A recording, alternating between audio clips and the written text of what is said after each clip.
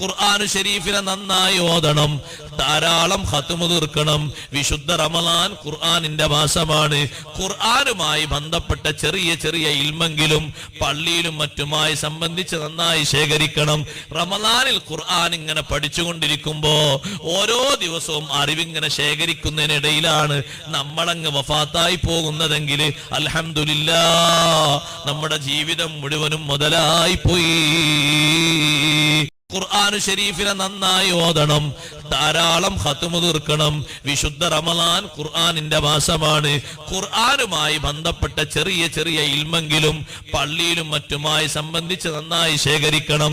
റമളാനിൽ ഖുർആൻ ഇങ്ങനെ പഠിച്ചുകൊണ്ടിരിക്കുമ്പോ ഓരോ ദിവസവും അറിവിങ്ങനെ ശേഖരിക്കുന്നതിനിടയിലാണ് നമ്മളങ്ങ് വഫാത്തായി പോകുന്നതെങ്കിൽ അൽഹംദുലില്ലാഹ് നമ്മുടെ ജീവിതം മുഴുവനും മുതലായി പോയി. ഖുർആൻ ശരീഫ്